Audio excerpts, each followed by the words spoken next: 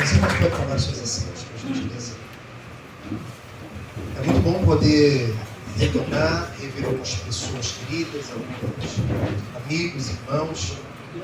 Antecipadamente agradeço ao pastor Valdemir pela confiança de me emprestar o seu púlpito para poder ministrar esta querida igreja. Agradeço ao convite do querido amigo Léo por lembrar de mim.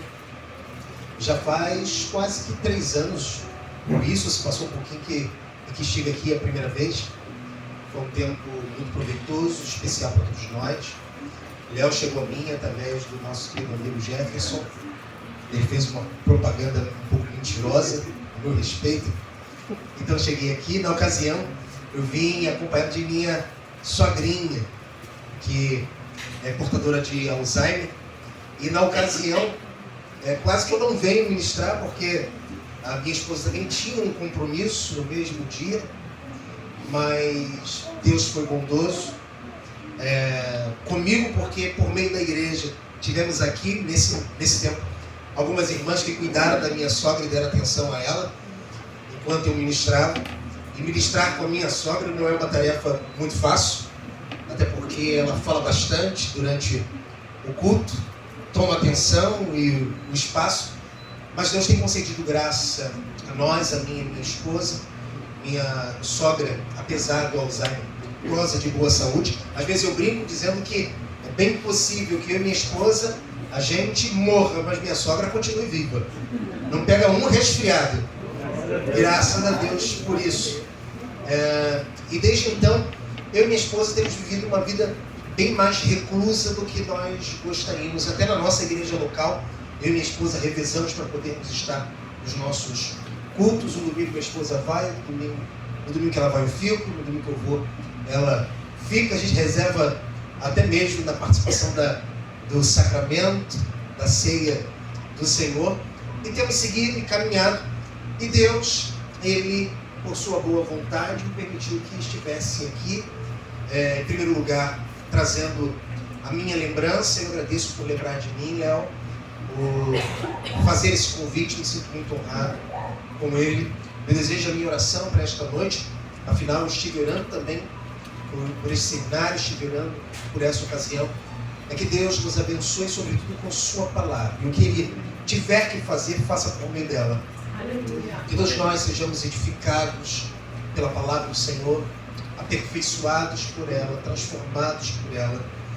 E se estas coisas não acontecerem, ela então não cumprirá a sua finalidade e o seu propósito. Mas como o próprio Deus, Ele afirma em sua palavra, por intermédio de Isaías, Ele faz com que a sua palavra cumpra o propósito pelo qual ela é enviada. E não será por mim ou por causa de mim, mas para além de mim e para além de quem quer que seja, a palavra de Deus sempre cumprirá a sua finalidade. Que as meditações do meu coração alcancem os seus corações e que vocês sejam abençoados por elas, em nome de Jesus. Agradeço a igreja também por me receber tão carinhosamente, tão calorosamente. Desde o momento que cheguei, passei pelas portas, tenho sido muito bem recebido. Então, muito obrigado a todos vocês. Eu quero convidá-los, por gentileza, a abrirem suas Bíblias no texto, que é um texto que nós temos refletido ao longo desses dias e que se encerrará no dia de amanhã, certamente, que é um texto de Salmo 51. Embora eu acredite que seja necessário e importante que façamos a leitura de todo o Salmo, e a fim de remir o tempo não farei, porém me aterei apenas aos textos do verso 10 ao verso 13, que é o que nos importa para essa noite. Se você achou, diga amém. Amém. Se você não achou, também diga amém. Eu te espero. Você que disse amém, te espero. Como já fizeram, em honra à palavra do nosso Deus, nos coloquemos todos em pés. E eu quero que você apenas acompanhe a leitura. Você não precisa ler comigo, mas acompanhar a leitura na sua versão, pois a minha é NAA, e provavelmente você esteja com uma outra tradução. Diz assim o texto de Salmo 51, verso 10 ao 12: Cria em mim, ó Deus, um coração puro e renovado dentro de mim, um espírito inabalável. Não me lances fora da tua presença, nem me retires o teu Santo Espírito. Restitui-me a alegria da tua salvação e sustenta-me com o espírito voluntário. Então ensinarei aos transgressores os teus caminhos, e os pecadores se converterão a ti. Uma vez mais, cria em mim, ó Deus, um coração puro e renova dentro de mim um espírito inabalável. Não me lances fora da tua presença, nem me retires o teu Santo Espírito. Restitui-me a alegria da tua salvação e sustenta-me com um espírito voluntário. Então ensinarei aos transgressores os teus caminhos, e os pecadores se converterão a ti. Graças a Deus por esta palavra. Os irmãos podem se assentar. Santo Agostinho, também conhecido como Agostinho de Hipona, em seu livro As Confissões, se você não teve a oportunidade de lê-lo, leia. Ela é uma dogmática da tradição cristã e por si só deve ter o nosso interesse, até porque ali nós temos o coração de um homem pecador ferido pela graça de Deus em sua consciência e em seu coração, e que, inebriado pelo poder gracioso do amor de Deus, não faz outra coisa senão, neste livro, compartilhar as suas experiências pessoais, sobretudo aquelas que estão diretamente relacionadas à sua conversão. E dentro do seu livro, As Confissões, ele compartilha uma de suas experiências que, como disse, estão diretamente relacionadas à sua conversão. E ele conta que durante um tempo, ele, antes de ser, obviamente, convencido a respeito da beleza de Cristo, ele caminhava pelos becos escuros de Milão, e ali ele chafurdava em seu pecado, que as almas mais sensíveis certamente teriam uma grande dificuldade de ouvir essas histórias. Mas Agostinho era um homem profundamente imoral, dado às suas paixões e os seus prazeres, até que o Senhor o visita.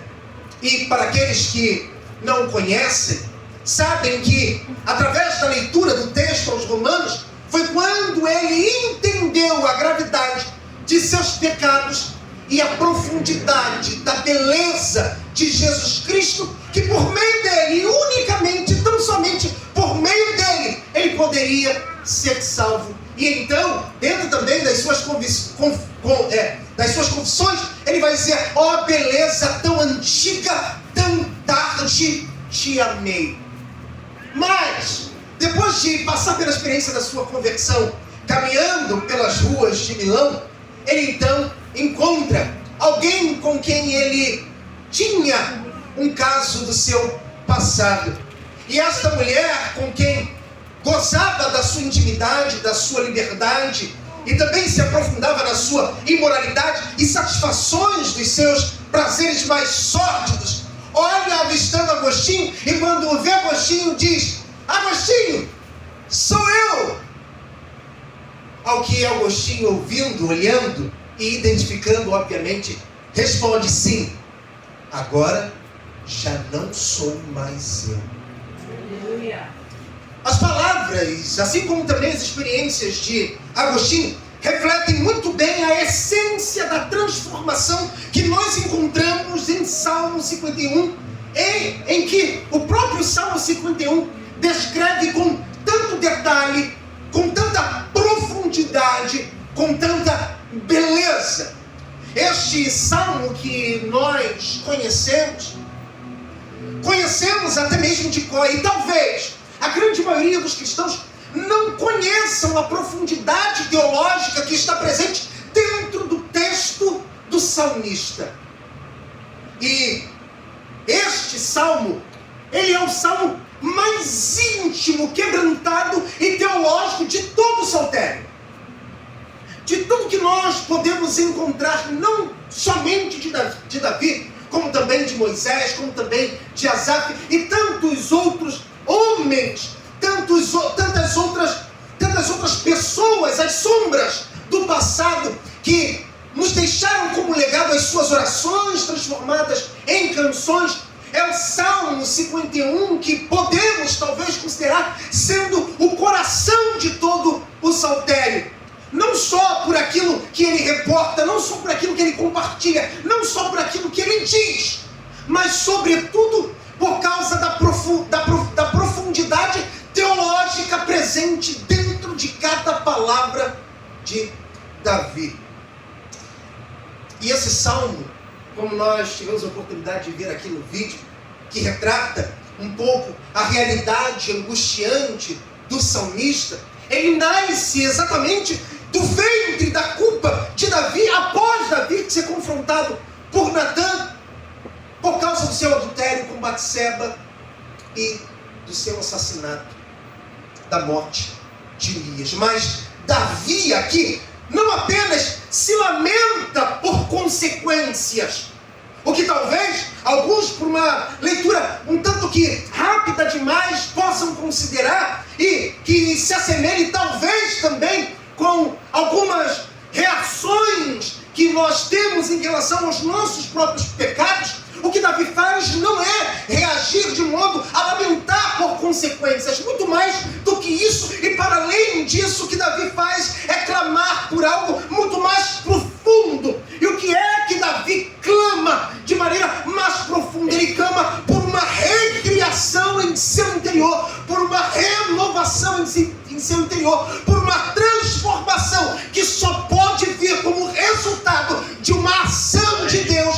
pela iniciativa de Deus e pelo poder de Deus. Glória a Deus. Ele sabe que seu problema não está apenas nas suas mãos, ainda que elas estejam manchadas de sangue. Os problemas da vida não estão em suas mãos, mas no que ele estava sentindo uma vez que o seu pecado estava corroendo o seu coração.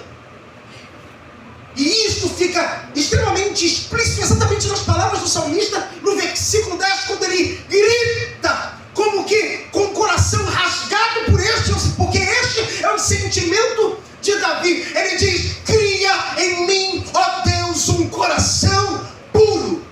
Aleluia. Não é qualquer coisa que Davi está dizendo, nem mesmo qualquer palavra. Isto porque Davi tem o cuidado de usar uma palavra que surge em Gênesis capítulo 1, versículo 1. Davi faz questão de usar esta palavra, Harah. Ele remonta no momento da sua oração, no momento da experiência, da sua dor, da sua tristeza, da sua angústia, dizendo exatamente isso: cria. Davi não está pedindo a Deus que Deus conserte, Davi não está pedindo a Deus que Ele o mude, Davi não está pedindo a Deus que Deus o melhore. Davi está dizendo a Deus, Barahará, o mesmo que aparece em Gênesis capítulo 1, quando nós vemos: no princípio criou Deus os céus e a terra. Davi está pedindo nada mais, nada menos do que Deus fazer algo completamente novo. O que Davi quer é um novo começo, um ato de criação divina tão poderoso quanto aquele que formou o universo. Glória a Deus. Glória a Deus. Davi está sendo completamente propositivo naquilo que pede a Deus, porque ele sabe que a única maneira, a única alternativa que ele tem para não se tornar refém da sua dor, e nem muito menos retornar ao lugar aonde ele deixa de ser aquilo que certamente ele via a respeito de si mesmo. Se ele quer ser algo, pois este é o seu desejo, é o que ele busca, é o que ele pede, ser alguém completamente diferente do que ele era, Isso só poderá acontecer por um ato poderoso e sobrenatural de Deus. É por isso que ele pede: Senhor, cria. Aleluia. Glória a Deus.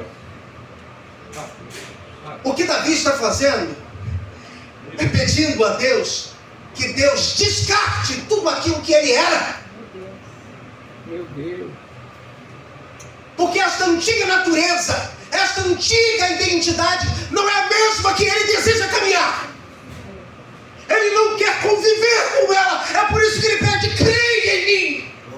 Aleluia. Torna-me alguém completamente diferente. E se concordamos, e é claro que você pode concordar comigo, se existe alguém que pode fazer isto, é Deus. Aleluia. Porque o que Davi está fazendo é exatamente isso. Pedindo a Deus que, do mesmo modo como ele trouxe à existência as coisas que não existiram, por um ato ex nihilo, do nada. É isso que Davi está fazendo. Eu não desejo que o Senhor aproveite absolutamente nada do que existe em mim, porque o que eu quero é ser alguém completamente diferente. Glória, glória a Deus. Mas não para por aí. O Salmo, ele prossegue. E prossegue com algumas súplicas. E veja que as súplicas de Davi, elas giram em torno de uma única realidade. E que realidade é essa? O Espírito de Deus. A súplica de Davi está orbitando exatamente em alguém que é uma pessoa que estava exatamente no princípio de todas as coisas. Pois é isso que o Espírito de Deus é.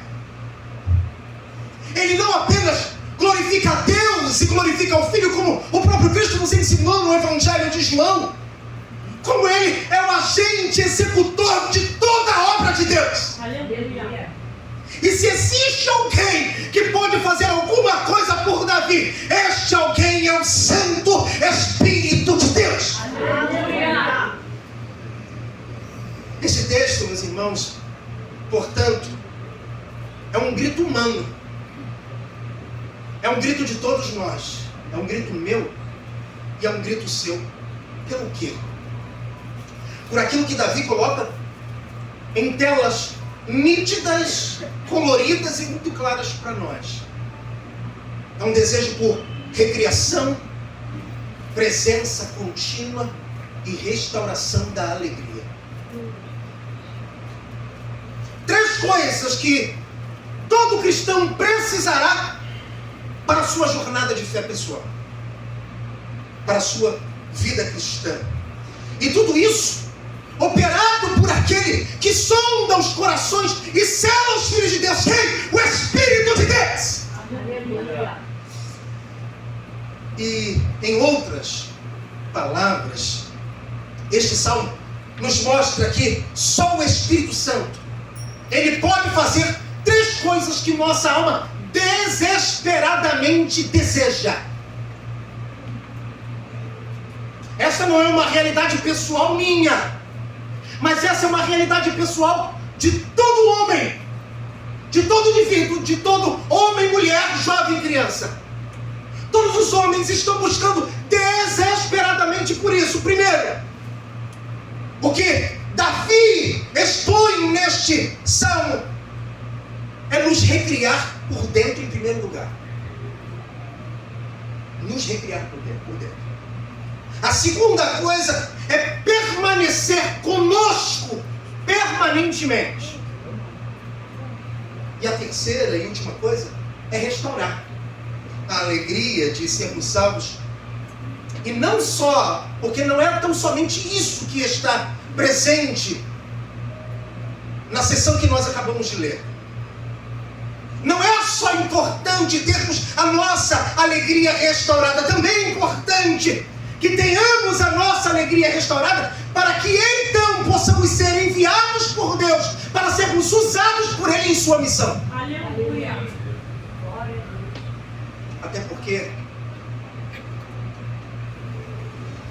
ninguém quebrado terá condição de fazer a obra de Deus plenamente. É por isso que Deus, na sua bondade, na sua misericórdia, por meio do ministério do Espírito, Ele está cuidando de nós em áreas que nós desconhecemos. Como não dizer a Deus que nós o amamos se não tivermos a capacidade de reconhecer que Ele está fazendo essas coisas enquanto dormimos? Mas muito mais do que nos permitirmos que Deus faça estas coisas de maneira voluntária como faz, é termos a consciência, em primeiro lugar, ferida pela santa palavra de Deus, pelas Escrituras, mas também feridas pelo Espírito Santo de Deus, para que propositivamente e intencionalmente nós nos movamos diante de Deus, a fim de que dele nós possamos retirar a graça suficiente para seguirmos a nossa jornada sem estarmos escravizados ao nosso passado que insiste em nos prender. E é exatamente isso que nós vamos ver juntos no texto de Salmo 51. Mas antes de vermos essas três coisas que são tão necessárias, tão importantes e tão maravilhosas, há algumas considerações iniciais muito importantes que eu preciso fazer. E todas elas estão relacionadas com o Espírito de Deus.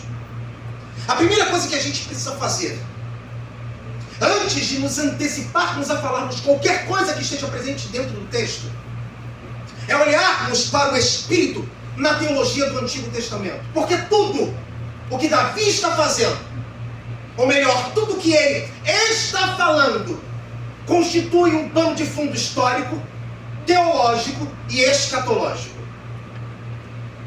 Em primeiro lugar, devemos olhar para o Espírito na teologia do Antigo Testamento, pois no Antigo Testamento, o Espírito de Deus, o Ruach Elohim, ele aparece como aquele, em primeiro lugar, que dá vida. Onde vemos isso? Em Gênesis capítulo 2, versículo 7. Em segundo lugar, o Espírito de Deus é aquele que capacita para o serviço. Êxodo 31, 3. Em terceiro lugar, o Espírito é aquele que inspira os profetas, segundo Samuel 23, 2. Quarto, ele é aquele que, de forma seletiva, vem sobre reis e líderes, mas também pode se retirar, como no caso de Saul.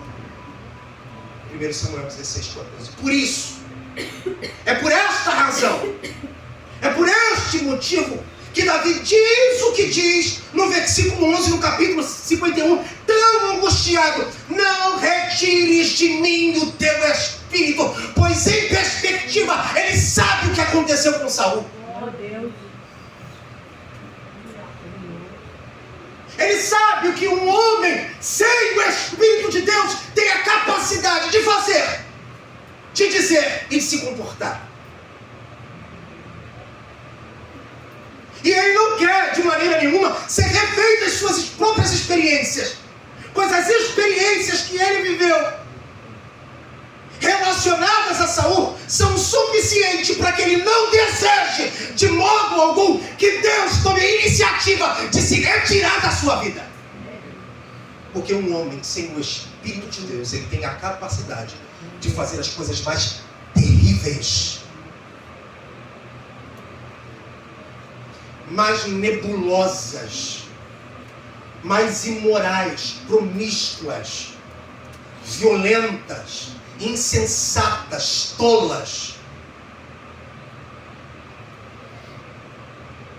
É óbvio que a palavra de Deus partilha conosco uma gradação de pecados.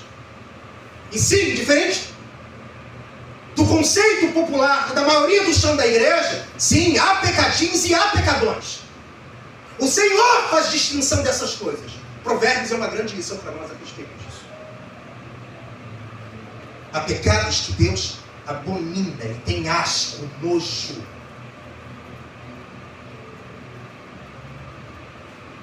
Independente dos nossos pecados, que todos nós reconhecemos que estamos sujeitos a Ele em razão da presença do pecado ainda habitar em nós, uma vez de que nenhum de nós, pelo menos pelo aquilo que eu posso ver com os meus olhos, ainda não fomos glorificados, mas ainda que este dia não chegue, a presença do pecado habita em nós. E a única alternativa, o único agente que pode refrear os nossos impulsos e nos levar para este lugar de perversão é o Espírito de Deus. Aleluia.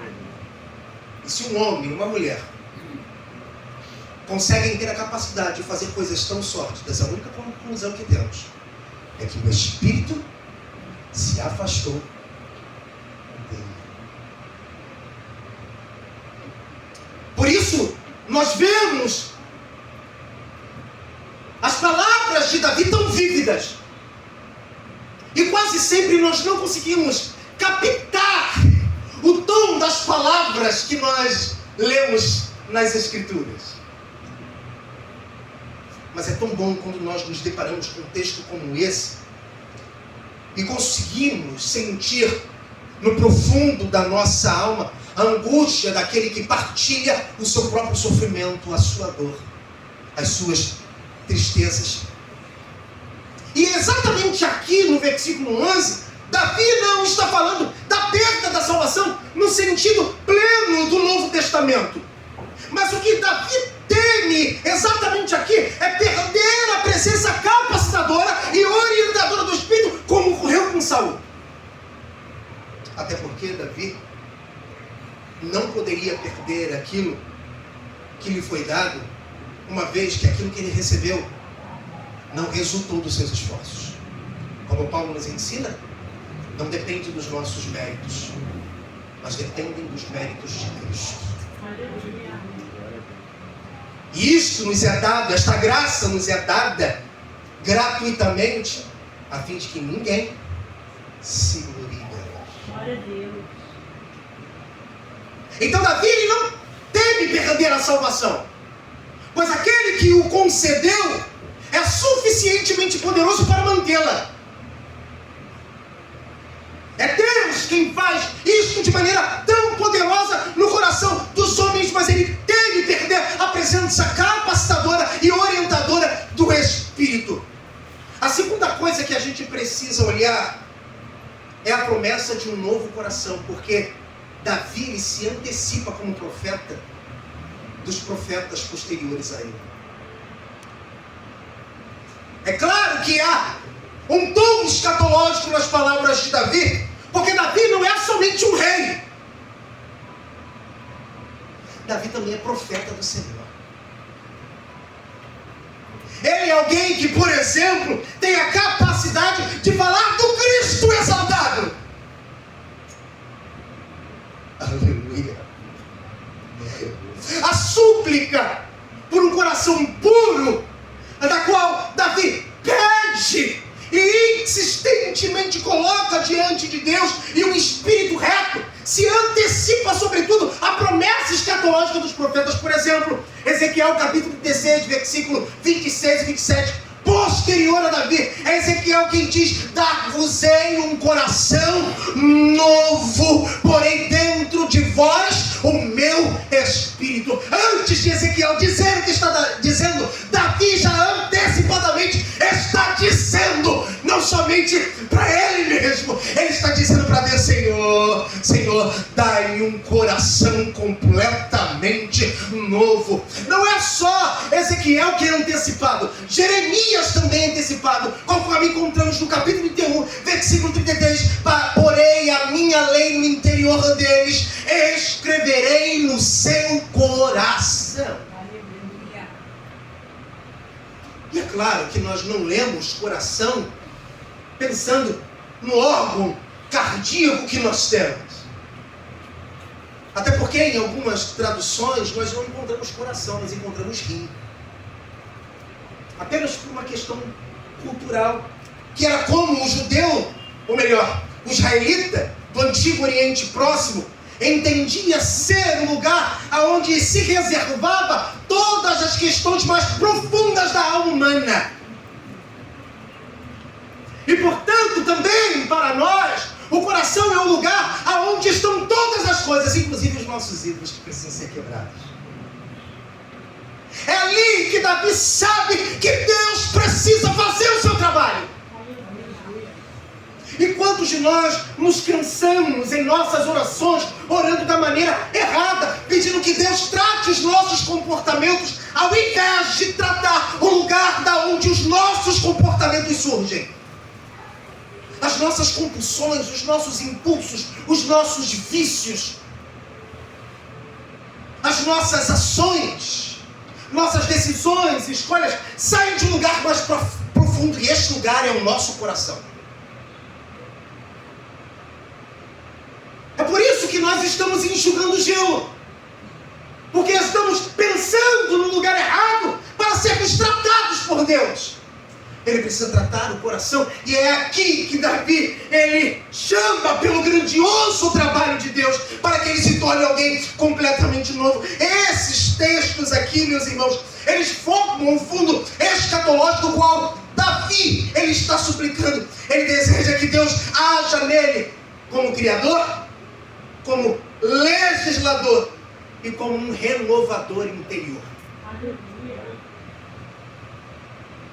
Davi, ele está de maneira humilhante, prostrado diante de Deus, pedindo para que Deus, em primeiro lugar, seja um criador, possa criar algo novo. Em segundo lugar, que Deus possa, no ato de criá-lo agora, de recriá-lo agora, poder escrever as suas leis em seu coração. E não só isso, mas também dar continuidade a esse trabalho, renovando o seu interior, renovando o seu coração, para que ele não perca de vista a beleza da salvação. A terceira coisa que a gente precisa fazer e olhar, quando pensamos no Espírito de Deus, é olhar para o Espírito na teologia também do Novo Testamento. Isso porque em Cristo a promessa de Ezequiel e Jeremias se concretiza com a vinda do Espírito Santo como sendo penhor e permanente. Uma presença contínua e permanente na vida de todo filho de Deus. Porque é isso que o Espírito de Deus é. E veja que Paulo coloca isso para nós no capítulo 1, versículo 13 e 14. Fostes selados com o Espírito Santo da promessa, o qual é o penhor da nossa herança. Ainda na mesma carta, no capítulo 4, versículo 30, Paulo afirma dizendo: não entristeçais o Espírito Santo de Deus, no qual fostes selados para o dia da redenção. E não bastasse essas duas palavras de Paulo, ele também nos dá algo extremamente maravilhoso. Em Gálatas capítulo 5, versículo 22, ele diz: o fruto do Espírito é, além de tudo que ele coloca, o Espírito de Deus. O fruto do Espírito é alegria.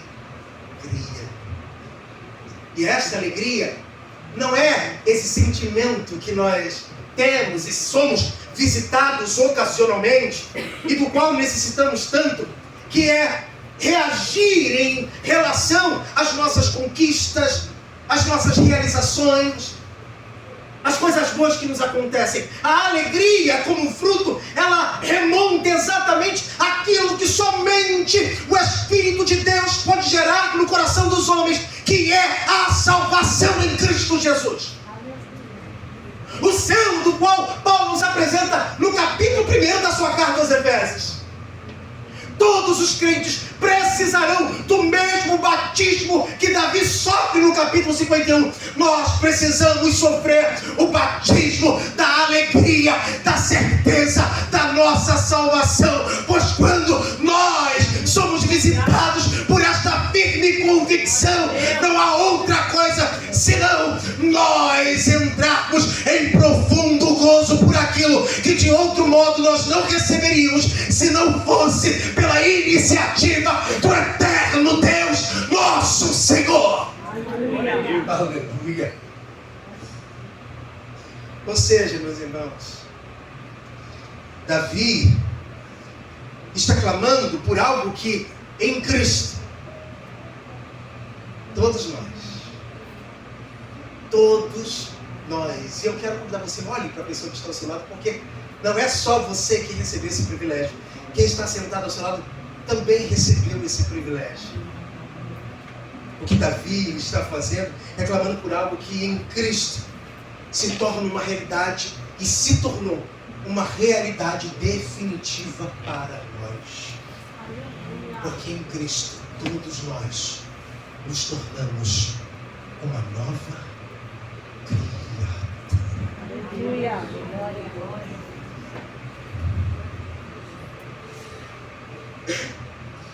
E agora, meus irmãos, o que era súplica para Davi e o que era também súplica para cada pecador não é mais somente súplica, é herança. O que era temor de perda hoje é selo permanente para todos nós que fomos alcançados pela graça de Cristo Jesus. Amém. A quarta e última coisa que a gente precisa considerar e que é muito importante é olhar para o Espírito em toda a Escritura. E com base naquilo que nós encontramos em toda a Bíblia, a doutrina do Espírito nos ensina 5 coisas muito importantes. A primeira coisa que ela nos ensina é que o Espírito é a pessoa divina que aplica a salvação no coração dos homens. A segunda coisa é que ele regenera e santifica o coração humano. A terceira coisa é que ele permanece com os filhos de Deus. A quarta é que ele restaura a alegria da salvação quando o pecado entristece a alma. E quinto e último, ele nos move a ensinar outros. E também a testemunhar e ministrar com graça. Ou seja, todo o processo descrito aqui no Salmo 51, não somente os versos 10 ao 13, que são basicamente o coração do texto do Salmo 51, mas todo o processo que nós encontramos aqui, recriação, permanência e restauração, assim como também a missão, é obra do Espírito de Deus, do começo ao fim. Nada é sobre nós, tudo será sobre ele.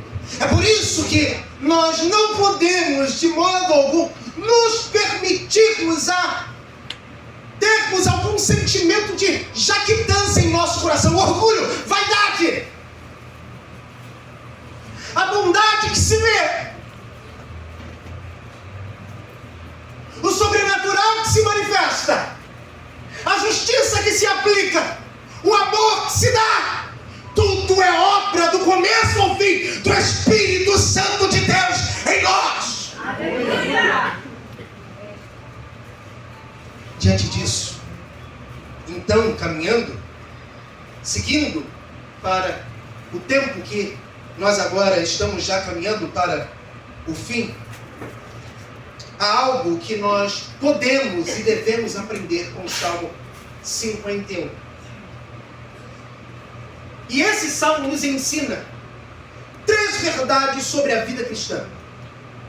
E são 3 clamores de quem deseja ou quer viver no Espírito. Se você que me ouve, não somente deseja e nutre esse desejo no seu coração, mas quer viver no Espírito, andar no Espírito, é para você estas palavras de Davi, que são palavras de Deus para nós, que, em primeiro lugar, nós precisamos de um novo coração para uma nova vida. Todos nós precisamos de um novo coração para uma nova vida. Veja o versículo 10 novamente. Cria em mim, ó Deus, um coração puro e renova dentro de mim um espírito reto. Davi não pede uma nova chance. E é tão interessante que quando nós transgredimos as leis de Deus e incorremos em alguns pecados, a primeira coisa que a gente faz, além de correr aos pés do Senhor, porque é isso que fazemos quando estamos desesperados, enquanto os nossos pecados se mantêm ocultos, nós representamos os fariseus do passado, que foram muito bem pontuados nas palavras de Cristo, como sepulcros caiados, muito bem pintados, mas por dentro uma grande sujeira e imundícia.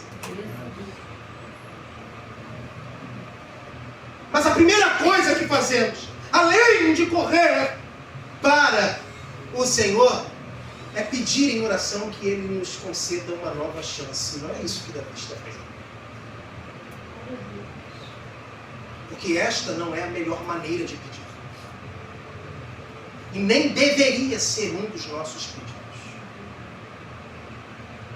E a razão para isso é muito simples. Porque uma nova chance é se dar a oportunidade em conviver com seus antigos vícios. É conviver com os seus pecados de estimação. É isso que fazemos. É por esta razão que não pedimos a Deus uma nova chance, mas como Davi, pedimos para que Deus nos torne um novo ser, uma nova pessoa, um novo indivíduo, que Ele nos faça de novo. Aleluia! Glória a Deus, glória a Deus. E como eu já disse a vocês, Davi sabe que o problema não é só o que fez, mas quem ele se tornou.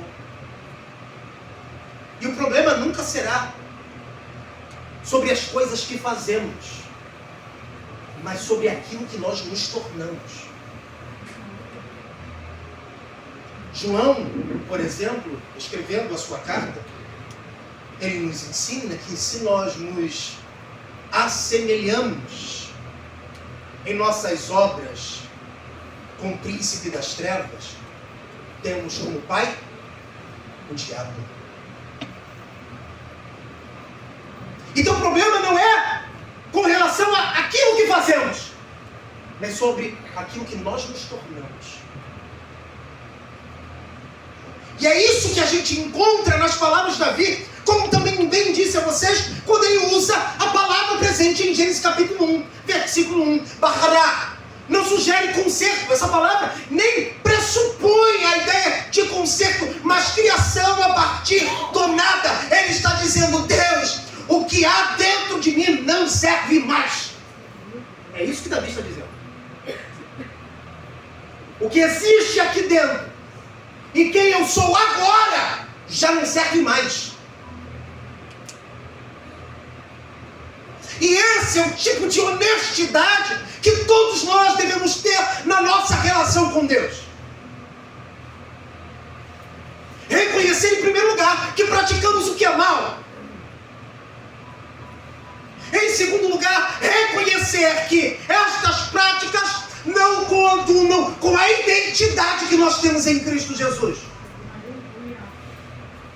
Mas se esses comportamentos insistem em permanecer, não há outra solução senão a mesma utilizada por Davi, que é se colocar diante de Deus, clamar e suplicar por algo completamente novo. Senhor, isto aqui que existe já não presta mais, faz algo completamente novo. O que Davi está dizendo é que nada que existe nele pode ser reciclado. E quantos de nós reciclamos coisas velhas? Insistimos em reciclá-las.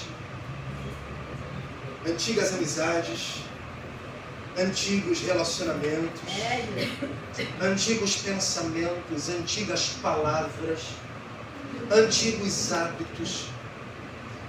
Nós estamos reciclando elas o tempo todo.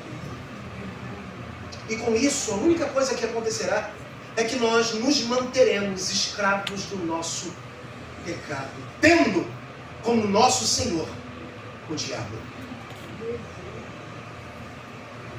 Davi está nos dando essa importante lição, não sugerindo conserto nas suas palavras, mas uma nova criação. Davi está dizendo para Deus e também convidando a nós, a igreja de Jesus, que se reúne nessa noite, a fazermos com que aquilo que ainda habita em nós seja plenamente destruído. Aleluia! convicção tão clara que, obviamente, só pode ser gerada pelo Espírito de Deus em nosso coração, que nos leva exatamente a este lugar, a reconhecer que as coisas que em nós habitam precisam ser destruídas, dando lugar agora a uma recriação da parte de Deus. E veja que esse é o clamor do novo nascimento, por exemplo, que Jesus dá a Nicodemos. E quais são as palavras de Jesus para Nicodemos? Necessário vos é nascer de novo. Essas são palavras duras, difíceis não só de serem ditas, difíceis de serem admitidas. Porque a realidade que temos a respeito da igreja de Jesus é que ela está tomada por crentes que acham que nasceram de novo, que confundem suas decisões tomadas por um ato de conversão que só pode ser gerado pelo Espírito de Deus. E como identificar isso? É perceber há quanto tempo temos caminhado com hábitos que não são espirituais. E talvez a única coisa que você tenha tido for apenas um convencimento, o que também aconteceu no tempo de Jesus. Aqueles que o seguiam depois de uma declaração tão dura, ao findar as palavras de Jesus, não fizeram outra coisa senão deixá-la. E a resposta apostólica que nós encontramos é aquela: para onde nós iremos, se só tu tens as palavras de vida eterna? Aleluia. Somente quem nasceu de novo consegue, pela ação do Espírito, em humildade, reconhecer que precisa ser destruído para se tornar em algo completamente novo. Aleluia. E não duvido que você, assim como eu, e não pense nem por um segundo que eu não tenha trilhado esse caminho por tantas e tantas vezes. Mas acredito que você, assim como eu, já tenha pedido a Deus que o consertasse tantas e tantas vezes que você nem mesmo acredita que é possível abandonar aquilo que você convive durante tanto tempo. O problema está exatamente aí. A gente está pedindo a Deus que Ele conserte algo quebrado. Você já teve a experiência de ter algo utilitário, funcional, e ele de repente quebrar, mas você insistir em consertá-lo? O que acontece com ele? Ele perde a sua funcionalidade, porque ele não vai funcionar bem, porque ele já quebrou. E se insistirmos com ele, ele só tem um potencial, que é um potencial destrutivo, que é estragar aquilo para o qual ele foi pensado, idealizado, criado para funcionar. Ele vai estragar. E aí, depois de você irritado tantas vezes, você chega à conclusão: eu preciso jogar isso aqui fora. Recentemente, porque me correu agora, eu estava aqui nem no meu esposo. Eu e minha esposa nos mudamos para Nilópolis. Isso faz pelo menos uns 3 anos, um pouquinho mais. E da mudança para cá, não sei se você tem o hábito de fazer isso, mas você fica com dó no coração de se desfazer de algumas coisas enquanto você está mexendo na sua mudança. Essa foi a primeira vez que eu fiz a mudança na minha vida, porque eu não quero fazer nunca mais essa mudança na minha vida. E nós trouxemos muitas coisas que não necessariamente deveríamos trazer. E uma dessas coisas que nós trouxemos era uma frigideira. As donas de casa aqui e os donos de casa, porque eu também sou um dono de casa, certamente já viveram a experiência de pegar uma chave de fenda e apertar o cabo da frigideira, porque você não quer se desfazer dele. Era uma frigideira muito boa, ela estava podre. Pensa numa frigideira podre, porque essas frigideiras são as frigideiras boas, concorda comigo? São as podres. A bicha chegou em um dado momento que o cabo estava pela hora da morte. Eu não conseguia mais consertar aquele cabo, mas ele estava. A gente pegava a frigideira e usava a frigideira assim, ó, porque o cabo estava para baixo. Minha esposa estava no shopping, ela foi comprar algumas coisas, entrou. Ela gosta de comprar coisas de casa. Ela entrou no Time Casa, no shopping carioca. Ela, amor, tem uma frigideira aqui. Eu falei, compra agora. Porque eu desisti naquele momento, porque eu cheguei à conclusão de que aquela frigideira, por mais que me trouxesse alguns resultados que me traziam gosto, ela não prestava mais. Eu precisei jogar fora, e com dó, mas eu joguei fora. Porque o pecado é como um trapo de imundícia. Quanto mais você o mantém, tornando ele como um pecado de estimação, mais ele culpa o lugar em nosso coração, de modo que vai chegar um momento em que a única coisa que sobrará em nós será o próprio pecado. Ele acumula tantas coisas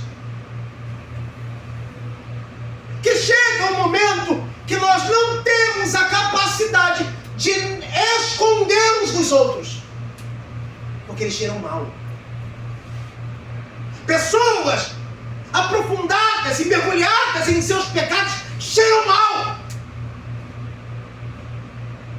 É por isso que não dá para orar e pedir a Deus que Ele conserte. O único caminho é o caminho proposto pelo próprio Deus, por meio da palavra profética de Davi. Senhor, não conserte, destrua e faça algo novo. Aleluia.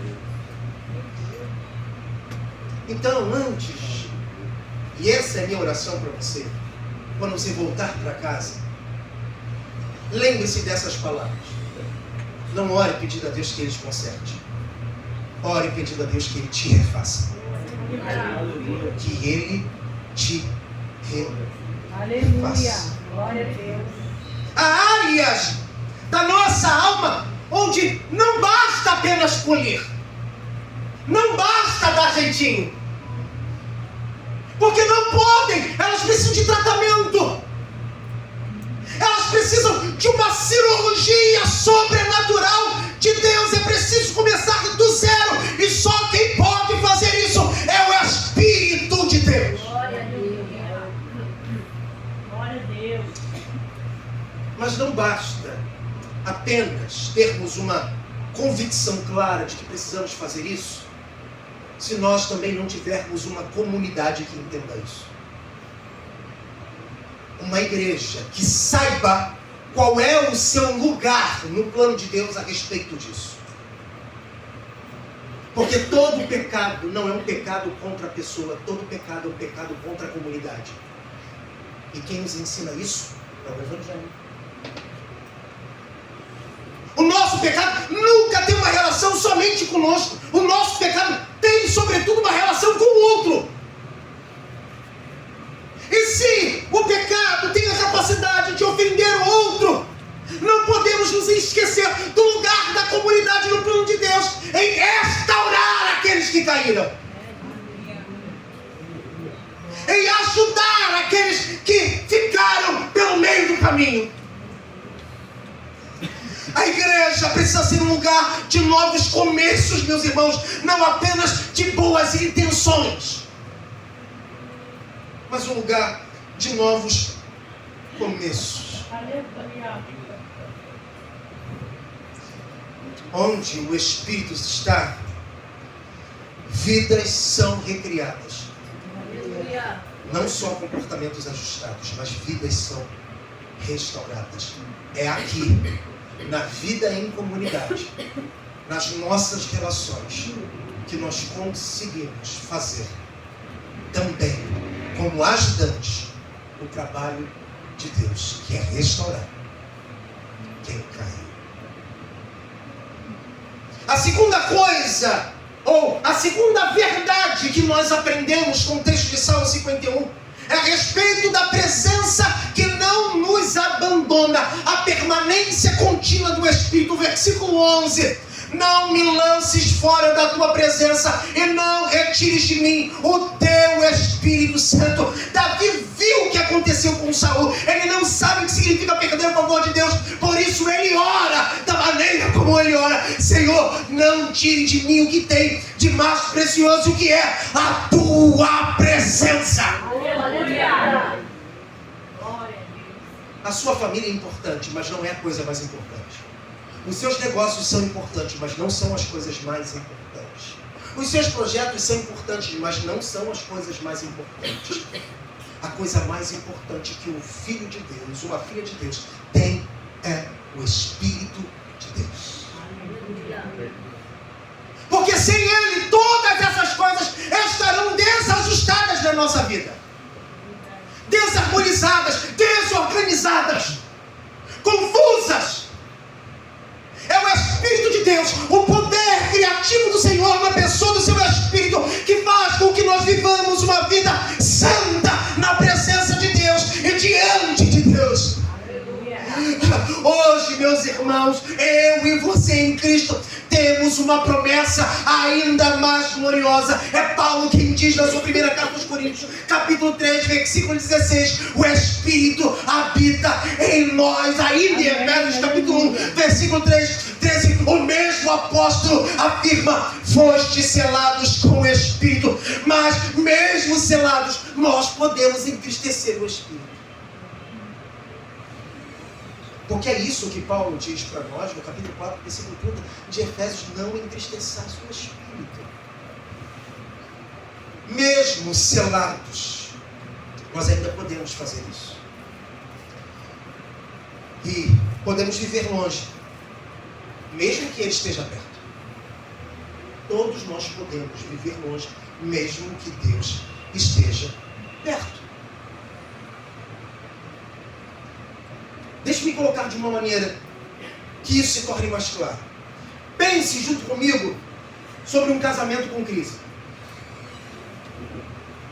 O casal ainda mora sob o mesmo teto, dorme na mesma cama, eles compartilham absolutamente tudo, mas o coração de ambos está distante. E o que nós vemos aqui é que a intimidade do casal, ela foi ferida pela irresponsabilidade não só de um, mas pela irresponsabilidade de ambos.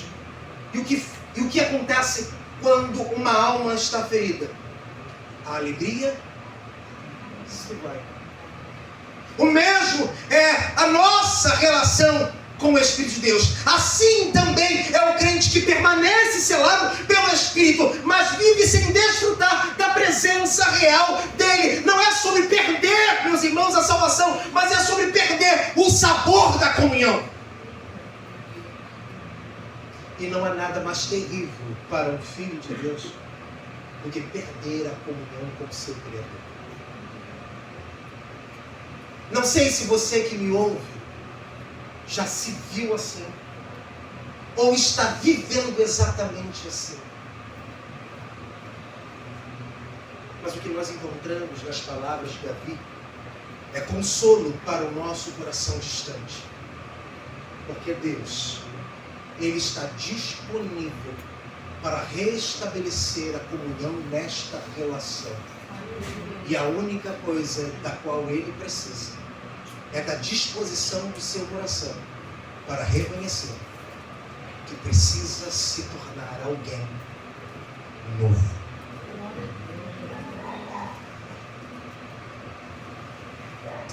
Nos aproximando do fim, meus irmãos, e antes de falar sobre essa terceira e última verdade tão necessária e importante para nós, eu faço uma pergunta para cada um de vocês que me ouvem. Vocês têm cultivado de fato, vocês podem responder com sinceridade que vocês têm cultivado a presença do Espírito ou vocês têm apenas confiado na permanência dele. Temos a certeza da presença do Espírito, mas ter a certeza da sua presença sem cultivar uma relação não faz sentido. Simplesmente não faz sentido. Não faz sentido nem para a vida cristã. Porque toda a vida cristã, ela está fundamentada no relacionamento de Deus com seus filhos. E se neste relacionamento a única coisa que não existe é a comunhão, qual a razão de confiarmos de que Ele permanece? Se não estamos desfrutando da sua companhia. Não há sentido. É pura tolice.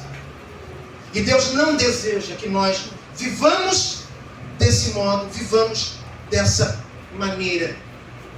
E como eu tenho feito, não podemos pensar apenas nesse movimento pessoal, particular e individual. Nós também precisamos dialogar esta realidade com a vida em comunidade. E pensando na nossa vida comunitária, na nossa igreja, esta igreja aqui sobretudo, ela precisa ser um lugar onde o Espírito sinta prazer em habitar. Porque se o Espírito de Deus, ele não sentir prazer em habitar nesta igreja, em habitar neste lugar, ele não trabalhará de modo a fortalecer as nossas relações. E não fortalecendo as nossas relações, elas não serão um lugar de cura para nós. Por isso a vida comunitária é tão importante e tão necessária. Porque a igreja não é só um lugar para frequentar, a igreja é um lugar para pertencer. Glória a Deus. E só pertence a um lugar quando este lugar se torna família. E é na família onde corações feridos são curados e vidas são restauradas. Não basta apenas esta igreja se mobilizar por um esforço doutrinário, meu querido pastor Clodomiro. Léo, não adianta nos esforçarmos apenas para sermos polidos doutrinariamente. Porque ser ortodoxo, todos nós podemos de alguma maneira ser. Mas para além da ortodoxia, da doutrina, na vida da nossa igreja, nós precisamos ser um ambiente de santidade, sobretudo um ambiente de santidade para as nossas relações. E não só santidade. Precisa também ser um lugar de humildade e um lugar de oração. Sem estas coisas, a comunidade não cumpre o seu propósito na restauração e na cura de corações quebrados. Por fim, meus irmãos, a terceira verdade que nós encontramos nas palavras de Davi é a alegria reencontrada e o testemunho renovado. Porque o que nós temos aqui não é um Davi suplicante apenas por uma natureza completamente nova, mas um Davi pronto e habilitado para cumprir a missão de Deus. Porque muito mais do que nós sermos completamente transformados, é podermos também encontrar um lugar onde nós podemos ser enviados. E uma coisa que a gente aprende com as palavras de Davi e com a vida de fé de Davi é que Deus não o descartou. Porque Deus não descarta pessoas quebradas. Como ele nos ensina com a alegoria de Jeremias, se ele precisar quebrar, ele quebra e faz. Aleluia. Se ainda está dando trabalho, ele quebra Aleluia. de Aleluia. Se ainda não está funcionando, Ele quebra Meu Deus. e faz. Aleluia. Esse batismo de renovação que Davi sofre é o mesmo batismo de renovação que todo cristão sincero sofrerá se colocar diante de Deus em humildade, sinceridade, pedindo: Deus, destrua as coisas antigas, faça-me de novo, mas não pare por aí, me envie para a sua missão, porque eu estou pronto a trazer glória ao seu nome, fama a Jesus Cristo, aleluia, e alegria para o céu. Aleluia. Glória a Deus. Veja o que o Salmo, o versículo 12, versículo 13 diz: torna a dar-me a alegria da tua salvação e sustém-me com um espírito voluntário. Então ensinarei aos transgressores os teus caminhos. Há tanta coisa para dizer aqui que o tempo não me permite. Mas eu vou me ater apenas no que realmente nos interessa dentro do contexto que eu já tenho desenvolvido com vocês até aqui. Note que há uma sequência lógica nas palavras de Davi. Primeiro, vem a alegria restaurada. Até porque ninguém feliz, como eu já disse a vocês, prestará para fazer alguma coisa. É só a gente olhar para a comunidade quando ela se mobiliza para fazer alguma coisa. Pessoas tristes e aborrecidas só trazem dor de cabeça e problema, né, pastor? O pastor sabe disso. Ao invés de ajudar, ele atrapalha todo o mover. Pessoas quebradas, elas não prestam inicialmente, mas quando restauradas, elas funcionam perfeitamente. Elas não funcionam bem, elas funcionam perfeitamente. Então há uma lógica no argumento de Davi. O primeiro lugar vem a alegria restaurada, é a primeira coisa que acontece. E só depois que a alegria é restaurada, vem o compromisso renovado. Deus, meus irmãos, Ele não nos envia ao mundo com o coração vazio, com o coração machucado, com o coração ferido, com o coração angustiado, com o coração torcido. Não, Deus não faz isso. Ele nos enche da alegria da salvação para que possamos transbordar graça aos outros. Aleluia. Você já encontrou alguém que ele tem a habilidade de transbordar graça para outras pessoas? Toda igreja tem alguém assim. Ele transborda graça para os outros, ele se derrama sobre os outros. Isso é coisa de Deus. É Deus que faz isso, porque Deus que conhece e sonda os nossos corações sabe o quanto precisamos de sua graça. Afinal, é Tiago quem diz que Deus concede mais graça aos humildes. Sempre haverá graça da parte de Deus, não a graça salvadora, mas a graça capacitadora para nos habilitar ao serviço de Deus. A salvação nunca deixou de ser real para Davi. Porque ele sabia que não poderia perder algo que foi gratuitamente lhe dado. Como eu e você devemos também ter essa convicção de que nós não perderemos a nossa salvação. Porque não depende do alcançado, depende de quem alcançou. Aleluia. As minhas ovelhas ouvem a minha voz, eu as conheço. Eu chamo, elas me seguem. Ninguém pode vir a mim se o Pai que me enviou não as trouxer. E no capítulo 11 de João, Ele é o aprisco, Ele é a porta, Ele é o pastor. Glória a Deus.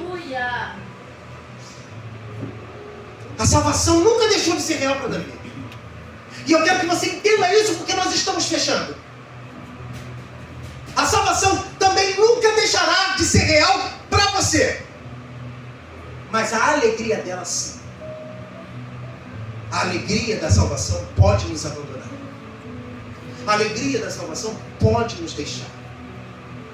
A alegria da salvação pode correr para longe de nós, de modo que a única coisa que nós vemos é profunda tristeza, trevas, dor e lamentando na maneira como nós nos encontramos e estamos. Mas é possível vivermos a experiência de retomar a alegria. E a pergunta natural que surge após isso é: como devolver a alegria? Como a alegria pode voltar? Em primeiro lugar, é o que nós encontramos nas palavras de Davi. A primeira coisa a perceber ou a ter certeza sobre o retorno da alegria e da salvação em nosso coração é a certeza do perdão. Nunca se esqueça disso.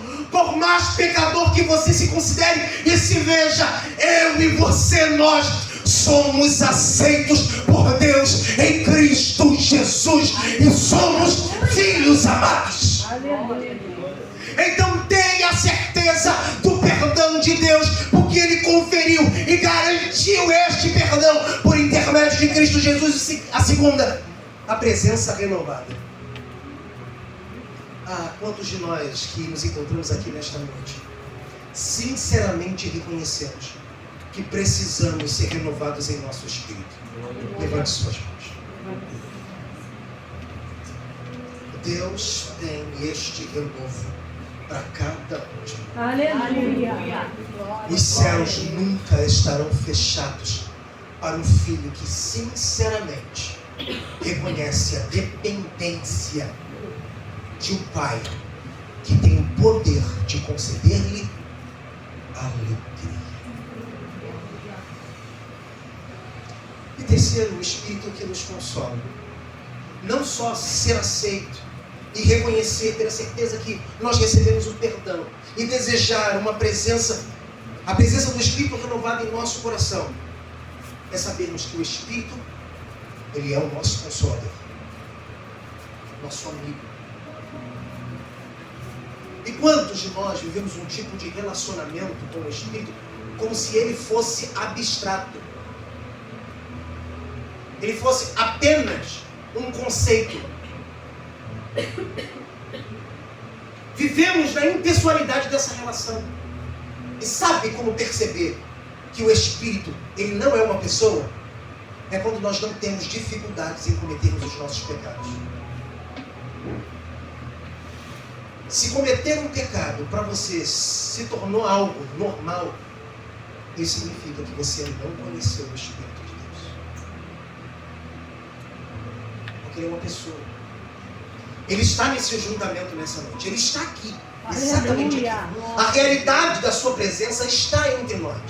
E ele não está como um espectador. Ele está como um participante do culto que nós oferecemos a Deus. Ele está sondando os nossos corações. Desde o momento que saímos da nossa casa para cá, o Espírito estava caminhando conosco, sondando as nossas intenções, sondando as nossas motivações, vasculhando a profundeza da nossa alma, verificando os lugares que ainda mantemos escondidos, para que aqui neste lugar nós pudéssemos, diante de Deus, sofrer um despertamento sobre o modo de viver, cuja expectativa de Deus há sobre essa questão.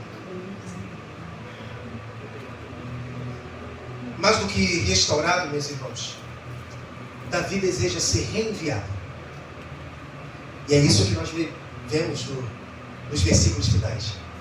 A palavra de Davi é: então eu ensinarei. Porque aqui, após a sua experiência de dor, ele sabe exatamente o que ela significa. Porque ele sabe o que ele perdeu. E o que mais doeu em Davi não foi ter perdido seu filho,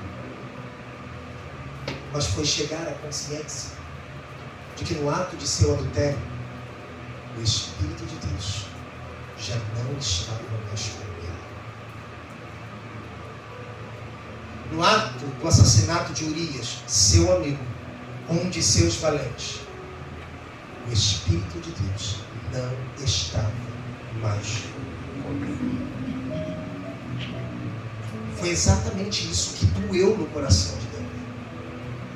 Saber que ele estava se assemelhando a Saul. E ele jamais se permitiria a não ser amigo de Deus. meus irmãos, o Espírito, à luz daquilo que nós até aqui temos ouvido e visto, não apenas cura, Ele também nos reintegra na missão de Deus. Ele nos faz salvos, alegres e testemunhas vivas da graça de Deus. E eu pergunto, você perdeu a alegria? Você, meu irmão, você, minha irmã, que até este momento se permitiu ficar sentado me ouvindo longas 1 hora. Você perdeu a alegria? Eu respondo essa pergunta para você. Ela não será encontrada nas suas distrações. Ela não será encontrada nas suas desculpas. Ela não será encontrada nas suas omissões. Mas ela será encontrada sim na presença do Espírito de Deus. E este mesmo Espírito também está entre nós. Deus não deseja apenas encher você do seu Espírito. Ele também deseja encher essa igreja com o seu Espírito. Pois uma igreja cheia do Espírito é uma igreja cheia de alegria e cheia de missão, unida e formada por pessoas restauradas. Nos tornamos instrumentos também de restauração uns para os outros. Eu termino, meus irmãos, pois não faria nenhum sentido falarmos sobre tudo isso se nós não entendêssemos as palavras de Davi à luz do Evangelho. Porque cada parte das Escrituras, seja no Antigo Testamento ou no Novo, está diretamente conectada com o Evangelho de Jesus Cristo, com o Evangelho de nosso Senhor. E veja que, em primeiro lugar, Davi, ele pede um coração novo. E quem é que pode nos dar um novo coração, senão Jesus Cristo? Davi teme ser lançado fora da presença de Deus. Mas quem de fato foi abandonado por Deus para que nós não fôssemos? Cristo foi dado ao pleno abandono do Pai para que no seu abandono nós pudéssemos ser reconciliados com Deus, antes seus inimigos, mas em Cristo amigos de Deus. Davi clama pela alegria da salvação. Mas quem é o Salvador que pode restaurar essa alegria eternamente em nossos corações, senão Cristo Jesus? A resposta, meus irmãos, é uma só. E continuará sendo a mesma sempre. Jesus Cristo. Ele é a resposta para mim. Ele é a resposta para você. Ele é a resposta para nós. Porque Cristo é o verdadeiro rei segundo o coração de Deus. Mas ele não cometeu adultério. Ele não tramou assassinato. E mesmo assim foi despido da presença do Pai na cruz, para que nós recebêssemos o Espírito de maneira definitiva. Nós o temos, pois foi isso que Cristo Jesus disse e garantiu: eu estarei convosco todos os dias. Aleluia. Glória a Deus. Foi isso que Cristo Jesus, e nós podemos encontrar em suas palavras em Mateus 27, 46. Meu Deus, por que me desamparaste? Esse foi, meus irmãos, o grito do justo para que os injustos fossem restaurados. E nós formamos essa comunidade de pessoas restauradas em Cristo Jesus. E Cristo morreu para nos dar algumas coisas muito importantes. A primeira coisa que Cristo nos dá é um novo coração, conforme Paulo nos ensina na sua segunda carta aos Coríntios, capítulo 5, versículo 17. Ele não só nos dá um novo coração, como ele também nos dá o Espírito permanente, conforme João capítulo 14, versículo 16, também nos diz. Cristo também nos dá uma alegria invencível, como nós podemos ver em João 16, versículo 21. E por fim, ele nos dá uma missão restaurada, como nós vemos em Atos capítulo 1, versículo 8. O Evangelho, meus irmãos, é a resposta ao clamor de Davi. O Evangelho será também a resposta para o nosso sincero clamor. Isto porque não apenas somos perdoados, mas nós somos recriados, renovados e enviados. Curve sua cabeça, eu quero orar com você. Nosso bom Deus, louvamos o